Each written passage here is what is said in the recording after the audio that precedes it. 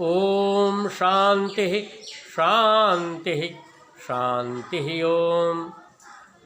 मित्रों, गाय को माता क्यों कहते हैं, आज हम इस पर विचार करेंगे। बहुत से पाखंडी मुल्लाओं के इस पर कटाक्ष आते हैं और कहते रहते हैं कि गाय को माता क्यों कहते हैं। एक मौलाना जर्जिस है, यूट्यूब पर उसके अपने एक विचार में बोल रहा है कि देखो, हिंदुओं की माता कैसी है जो नंगी रहती है, गौ माता कैसी है जो नंगी रहती है और सबके सामने ही सांड के पास जाती है, पर्दा नहीं करती। और इसी के साथ साथ एक मौलाना और है जो मौलाना हाशमी, जो किसी मज़ार पर रहता है और मुसलमानों में बड़े अच्छे वक्ता के रूप में प्रसिद्ध है। उसका कटाक्ष आया कि माता का दूध तो पीते हैं, बेचते नहीं हैं, और जिसका बेचते हैं वो माँ नहीं हो सकती।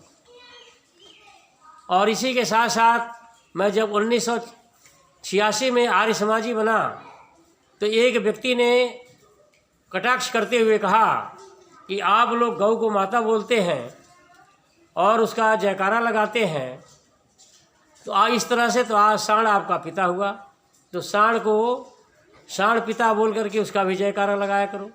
तो मेरे मित्रों, आज हम इस पर विचार करेंगे गंभीरता से कि गाय को माता क्यों कहते हैं, और इनको आप मुंहतोड़ उत्तर देंगे। देखिए, माता शब्द है, मांग माने धातु से उड़ादी त्रिज प्रत्यय होकर के माता शब्द बना है, और इसके कई अर्थ होते हैं। एक तो नापना अर्थ भी होता है, रक्षा करना भी अर्थ होता है, पालन पोषण करना भी अर्थ होता है, और जन्म देने वाले को भी माता कहते हैं। माता माने कुछ लोग ये लगाते हैं कि जो जन्म देती है उसको ही माता कहते हैं, लेकिन मेरे मित्रों ये गलत बात है। देखिए, शब्दों के अर्थ कई होते हैं। जैसे पति शब्द है, प्राय लोग ये जानते हैं हस्बैंड को, स्त्री के हस्बैंड को पति कहते हैं, लेकिन ऐसा नहीं है। पति माने होता है मालिक। पति माने क्या होता है? स्वामी, मालिक, अधिपति। जैसे सेनापति। अब सेनापति में सेनापति शब्द क्यों लगा है?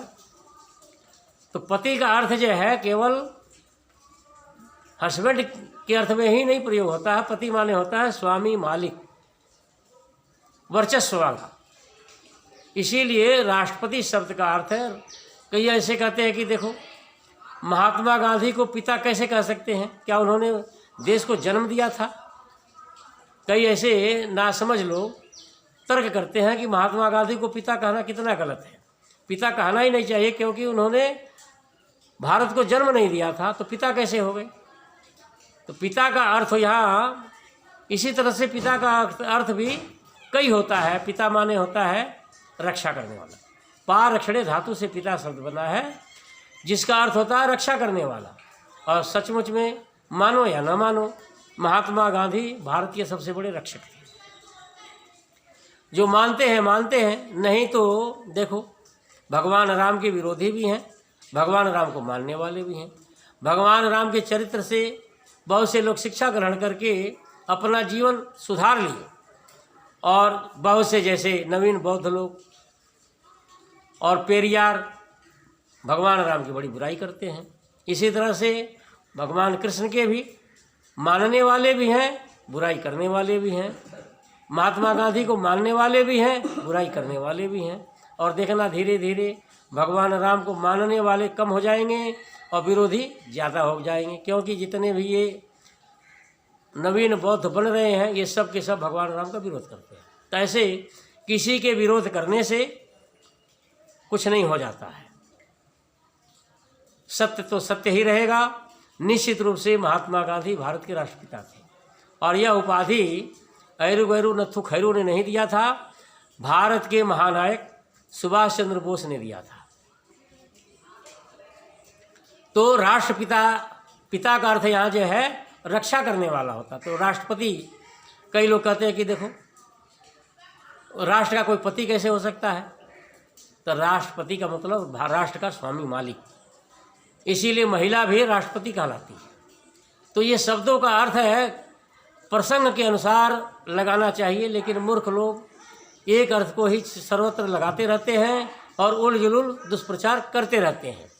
तो ऐसे मूर्ख मौलानाओं का वक्तव्य आता रहता है, कहते हैं कि गाय माता कैसे हो सकती। लेकिन अभी देखें, इन लोगों की ही पोल मैं खोलता हूँ कि जैसे मोहम्मद साहब की 12 बीवियाँ थी, उन 12 बीवियों को मुसलमान कहते हैं कि वो हमारी माँ थी। अच्छा, तो कैसे तुम्हारी माँ हो गई? आज का 1400 साल पहले वो ही थी और आज तुम्हारी माँ कैसे हो गई? क्या उन्होंने जन्म दिया था? क्या उन्होंने रक्षा किया था? क्या उन्होंने पालन पोषण किया था? कैसे किया था? आज जबकि तुम कुरान में ही एक आयत है कि मोहम्मद किसी का बाप नहीं। अच्छा, आप बताओ, मोहम्मद को तुम बाप नहीं कहते और उनकी पत्नी को तुम माँ कैसे कहते हो? ये ऐसी उलझुल बात है, क्यों है?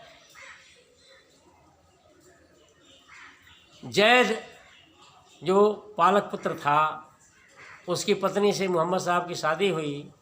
फिर उस कुरान में एक आयत मोहम्मद साहब ने दिया कि मोहम्मद किसी का बाप नहीं। तो अच्छा, मोहम्मद साहब बाप नहीं, लेकिन मोहम्मद साहब की पत्नियां तुम्हारी माँ हो गई। और आयशा को भी तुम माँ बोलते हो, हैं? तो इस तरह से उलझुल बातें तुम तो स्वयं करते हो। और देखो, लोग व्यवहार में भी हम देखते हैं, हर घर में ये प्रयोग होता है। क्या कि जैसे दो भाई हैं, छोटे भाई की पत्नी अपने जेठ को क्या बोलती है? भाई साहब। क्या बोलती है? भाई साहब बोलती है। अच्छा, अगर वो भाई साहब है तो भाई साहब का भाई क्या हुआ? भाई हुआ। तो इसने तो जो अपने भाई से ही शादी कर ली, ऐसे तर्क लगाओ तो है। भाई साहब का भाई क्या हुआ? हम किसी को भाई बोलते हैं तो उसका भाई भी तो भाई हुआ। तो एक महिला जो है अपने जेठ को भाई बोलती है, भाई साहब, और फिर उसके भाई से जो शादी कर ली है। अपने पति को भी भाई नहीं, तब उसका पति भी भाई हुआ। तो एक ऐसा रिश्ता हुआ। और बहुत से मुस्लिम भी अपने साले को भाई साहब बोलते हैं। अच्छा, जब तुम्हारा साला तुम्हारा भाई हुआ है, तो भाई की पत्नी क्या हुई? बहन हुई। तो तूने अपने बहन से शादी कर ली। तो इस तरह से ये उलझुल बात है। ये तर्क जो है, तो यहाँ भाव लेना चाहिए, भाव को ग्रहण करना चाहिए और ऐसे शब्द जाल में नहीं पड़ना चाहिए। और रही बात, गाय को माता क्यों कहा जाता है? मेरे मित्रों, गाय को माता इसलिए कहा जाता है कि हम सब लोग जानते हैं कि आज जो है वैज्ञानिक युग है, यंत्रों का आविष्कार हुआ, खेती यंत्रों से होने लगी, ट्रैक्टर आदि हो गए। नहीं तो खेती किस पर निर्भर था? खेती जो है, या हमारा सारा जीवन पशु पर ही निर्भर था। और पशुओं में मुख्य रूप से गाय और बैल। खेती करने वाला कौन? बैल। दूध देने वाली कौन? गाय। किसान का मित्र और भाई कौन होता है? बैल होता है। ये सब लोग मानते हैं, चाहे कोई भी हो। किसान का मित्र है कौन होता है? बैल होता है। अपने मित्रों के साथ, अपने भाइयों के साथ खेत को जोतता है, अन्न उत्पन्न करता है और सबका पालन पोषण करता है। छोटे से छोटा व्यक्ति हो, चाहे बड़ा से बड़ा व्यक्ति हो, चाहे राष्ट्रपति हो, चाहे मजदूर हो, चाहे वैज्ञानिक हो, चाहे वकील हो, चाहे किसान हो। अन्न जो उत्पादन कौन करता? किसान, और किसान का भाई बैल उत्पन्न करते हैं। तो सब लोग, सबका पालन करने वाला कौन? बैल। और बैल क्या है? मित्र है। और मित्र की माँ क्या होती है? माँ होती है। इस तरह से भी गाय हमारी माता सिद्ध होती है। और माता, अब देखो, गाय ने अपना बेटा किसान को दिया, किसान ने अन्न उत्पन्न करके सबका पालन पोषण किया, इसलिए बैल जो है किसान का मित्र, और मित्र की माँ क्या होती है? माँ होती है। इस तरह से गाय माता सिद्ध हुई। और फिर माता जो है स्वयं भी पालन पोषण करती है। अपने बेटे से भी पालन कराती है सारे संसार की, और स्वयं भी पालन पोषण करती है। अब देखो, गाय जो है बछड़ा बछिया दी, फिर जो दूध बच जाता है उसका बच्चा भी दूध पीता है, और पीने के बाद जो दूध बच जाता है, कोई कहेंगे कि जो है नहीं सारा दूध बछड़े के लिए होना चाहिए, तो जो गाय 10 किलो दूध देती है उसके बच्चे को पिला दो ना 10 किलो दूध, वो बच्चा मर जाएगा। अभी हमारे यहाँ गौशाला में ही बच्चों ने एक बछिया हुई बड़ी अच्छी, हमने कहा इसको नस्ल तैयार करेंगे, तो बच्चों ने ज़्यादा दूध पिला दो, बेचारी बीमार पड़ गई। तो गाय जो है जो अतिरिक्त दूध देती है, अपने बच्चे से पिलाने के अतिरिक्त जो दूध देती है, वह जो है किसान उसको पीता है। हमें उसी को ही पीना चाहिए, वही उचित होता है, धर्मानुसार वही दूध पेय होता है। लेकिन बछड़े को बछिया को भूखा रह करके हम सारा दूध ले लेते हैं, ये पाप होता है। तो गाय जो है दूध देती है, और दूध कितना क्या होता है गाय का दूध, देखो कहा गया है, वैद्य लोग डॉक्टर लोग कहते हैं बकरी का दूध तो दवा है, भैंस का दूध ताकत देती है, और गाय का दूध अमृत माना गया है। तो देखो, बकरी के दूध से इतना पालन पोषण नहीं हो सकता, क्योंकि बहुत थोड़ा दूध देती है। भैंस का दूध तो ज़्यादा देती है, उससे पालन पोषण भी हो सकता है, लेकिन भैंस का दूध हमारे स्वास्थ्य के लिए उतना उपयोगी नहीं है। आज सब लोग देखो मोटापा के शिकार हैं, डॉक्टर कहते हैं जो है फैट वाली चीज़ें छोड़ दो, घी छोड़ दो, दही छोड़ दो, दूध को भी छोड़ो, जहाँ फैट है वहाँ छोड़ो, और क्या कहते हैं टोल्ड वाला दूध पियो। और गाय का दूध स्वयं जो है पतला होता है, गाय का दूध स्वयं पतला हो, सबके लिए लाभकारी है, पहलवान के लिए भी लाभकारी है। पहलवान क्या 1 लीटर के बजाय 1.5 लीटर पी ले, उसमें फैट कम होता है, वह जो है हानिकारक नहीं होता। तो गाय का दूध हर प्रकार से लाभदायी होता है। भैंस का दूध थोड़ा भारी होता है, गरिष्ठ होता है, केवल अधिक शारीरिक श्रम करने वालों के लिए ही उपयोगी होता है। लेकिन आम जनता के लिए, जिस प्रकार से आज हम देखें जैसा वातावरण बनता जा रहा है, हर प्रकार से गाय का है दूध ही हर व्यक्ति के लिए लाभकारी। तो इस तरह से गाय दूध देती है, और दूध से हम देखें जो लोग पशुपालन करते हैं वे संपन्न। हरियाणा पंजाब के लोग मैं देखता हूँ कि हर घर में पशुपालन होता है, गाय पालते हैं या भैंस पालते हैं। तो महिलाएं जो है पशुओं को संभालती हैं, और पुरुष जो है नौकरी करते हैं, खेतों को संभालते हैं, तो वे जल्दी संपन्न हो गए। और यूपी बिहार के लोग देखो, एक तो खेती कम, आबादी ज़्यादा, और दूसरे पशुपालन करते नहीं, और दुर्भाग्य से यूपी बिहार की गाय जो है, वहाँ के नस्ल की जो गाय दूध कम देती है, भैंस भी कम देती है, गाय भी कम, खुराक भी उनका वो धान का पुराल खिलाते हैं, इससे भी दूध सूख जाता है। तो वे लोग जो है ज़्यादा गरीब हैं। और इधर के लोग 2 प्रकार से उनके घर में संपत्ति आती है, धन आता है। एक तो पुरुष नौकरी करते हैं, आबादी कम होने से नौकरी जल्दी मिल जाती है, तो पुरुष जो है नौकरी करता है, और उसकी पत्नी गाय को भैंस को संभालती है। अब गाय भैंस होने से एक तो उसके घर में दूध होता है पर्याप्त, दूध होने से अच्छा वो महिला भी स्वस्थ रहती है। जो महिला गाय पशु का काम करती, खेती का काम करती है, ये भारी भरकम शारीरिक श्रम करती है, और निश्चित रूप से स्वस्थ रहेगी, उसको भूख खूब लगेगी। तो हरियाणा की महिलाएं, राजस्थान की, पंजाब की महिलाएं खूब काम करती हैं, तो इसलिए उनको भूख खूब लगती, खूब खाती हैं, दवाई कम खाती हैं। और मैंने देखा हम लोगों के घरों की महिलाएं, मैं उत्तर प्रदेश का रहने वाला हूँ, हम लोगों के घरों की महिलाएं केवल खाना बनाती है और दवाइयाँ खाती रहती हैं, ज़्यादा बीमार पड़ती हैं।